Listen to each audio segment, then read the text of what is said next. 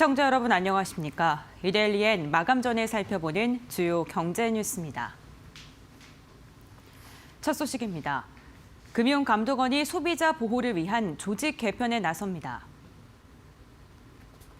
금감원은 오늘 조직 개편안을 발표하고 고위험 금융상품에 대한 기능별 감독을 강화하기 위해 금융소비자보호처를 대폭 늘리기로 했습니다. 대규모 원금 손실을 빚은 해외금리 연계 파생 결합펀드 DLF와 라임 자산운용의 환매 연기 사태까지 피해가 잇따르자 대책을 내놓은 것입니다. 이에 따라 금융소비자보호처는 사전 소비자 피해 예방과 사후 권익보호 두 축으로 재편되고 기존 6개 부서 26개 팀에서 13개 부서 40개 팀으로 확대됩니다. 또 오는 8월 온라인 투자 연계 금융업법, B2B 금융업법 시행에 대비해 B2B 감독과 검사 통합 조직을 확대 개편할 방침입니다. 금감원은 금융소비자 보호처 확대 개편에도 전체 조직은 1개 부서 신설 수준으로 최대한 억제했다고 설명했습니다. 정부가 규제 샌드박스 제도 안착에 속도를 내기로 했습니다. 정부는 오늘 정세균 국무총리 주재로 국정현황 점검 조정회의를 열고 신산업 신기술 출시를 가로막는 규제를 유예하거나 면제하는 규제 샌드박스 적용 사례를 200건 이상 확대하는 내용이 담긴 발전 방안을 확정 및 발표했습니다.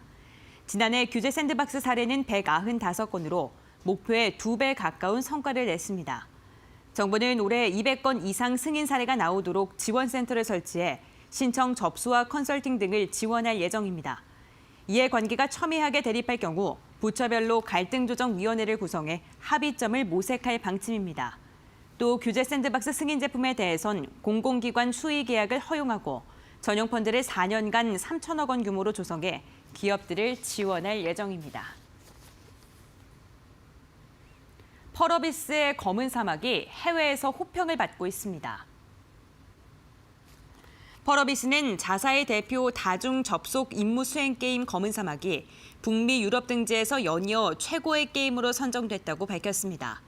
독일 최대 게임 웹진 마인 MMO는 검은 사막을 월드 오브 워크래프트 등과 함께 2019년 최고의 활약을 보여준 다중 접속 임무 수행 게임으로 뽑았습니다. 또 미국 IT 매체 테크스팟은 2020년 최고 샌드박스 MMO 중 하나라고 언급했고 러시아의 최대 앱진 고하루도 최고의 게임으로 선정했습니다. 펄어비스는 꾸준한 컨텐츠 업데이트와 이용자 중심의 서비스로 글로벌에서도 큰 인기를 얻고 있다고 선정 이유를 밝혔습니다. 우리금융그룹은 다음 주 신임 우리은행장 최종 후보를 확정할 예정입니다. 우리금융지주 그룹 임원 후보 추천위원회가 차기 우리은행장 추천을 위한 후보군을 부행장 이상 경력의 내부 출신 7명으로 압축했다고 밝혔습니다. 앞서 손태승 우리금융지주회장은 그간 겸임해온 우리은행장을 분리하겠다고 밝힌 바 있습니다. 그룹 임추인은 이달 말까지 최종 후보를 추천할 계획이며 면접 대상인 후보군을 공개하겠다고 말했습니다. 이와 함께 우리카드, 우리종금 등 자회사 6곳의 대표이사 선임을 위한 그룹 임추위도 함께 진행해 1월 말까지 대표를 추천할 예정입니다.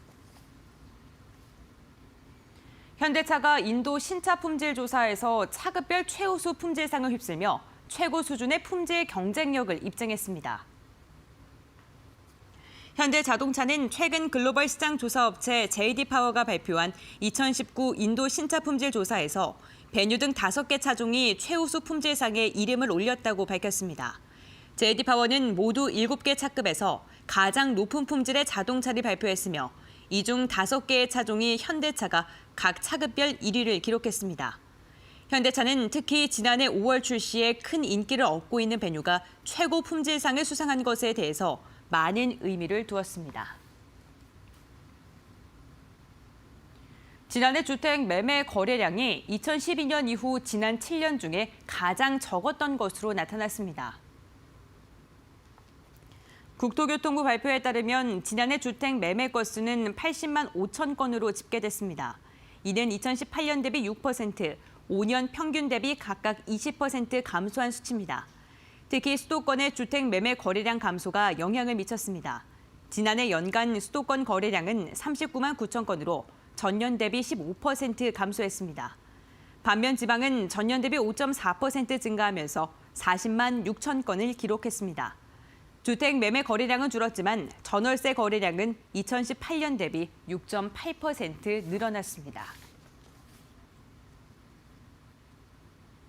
이어서 이 시각 간추린 뉴스입니다.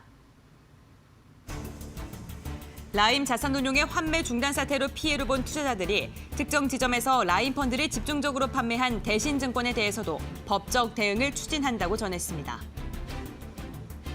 국내에서 우한 폐렴 증사자로 분류된 21명 전원이 음성으로 확인돼 격리에서 해제됐습니다. 현재 언론에 따르면 유럽연합 집행위원장이 주요 무역 상대국으로부터 수입 제품의 기후변화 관련 관세인 탄소세를 부과할 수도 있다고 경고했습니다. 국토교통부는 한국해외인프라도시개발지원공사와 함께 방글라데시에서 총 92억 달러 규모의 도로, 철도, 송전선로 등 3개 사업에 대한 우선 사업권을 확보했다고 밝혔습니다.